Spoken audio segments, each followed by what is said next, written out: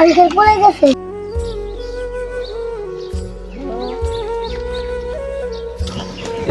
তো ধর ধর ধর চাচা উঠুন উঠুন উঠুন। আরে কি অবস্থা চাচা, ব্যথা পাইছেন নাকি? চাচা ব্যথা পাইছেন?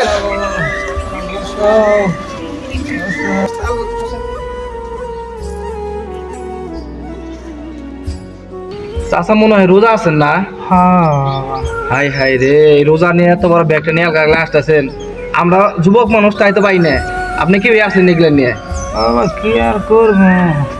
হ্যাঁ, কি অবস্থা চাচা? আপনার কোনো ছেলে মেয়ে নাই? এই বয়সে আপনি বাজার টান আছেন?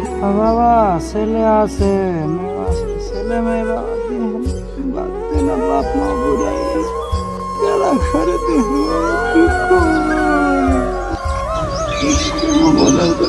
হাই রে দুঃখ, মানুষের দুঃখ, দুঃখ সজা কই আছে এই বয়সে একটা বাবারে কিভাবে কষ্ট দিতেছে, কিভাবে পারে একটা ছেলে মেয়ে তার বাবাকে এত কষ্ট দিতে?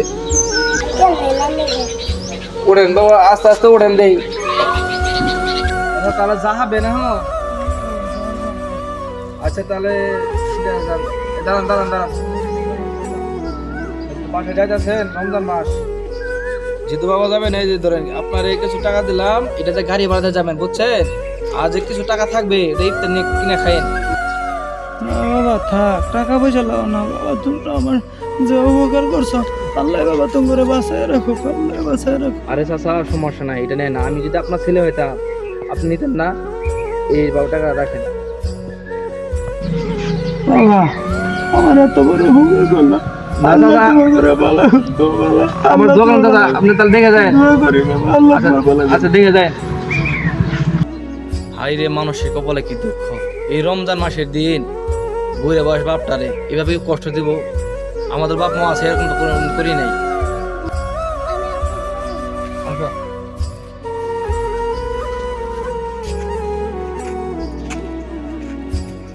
আল্লাহ তোমার কাছে দোয়া করি, আল্লাহ তুমি যেন প্রত্যেকের করো এরকম সন্তান দিও।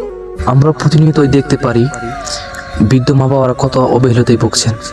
আমরা সন্তানেরা যারা আছি তারা যেন এরকম বৃদ্ধ মা বাবাকে কখনোই দুঃখ না দিই, কষ্ট না দিই, কোনোভাবেই যেন তাদের অবহেলিত না করি।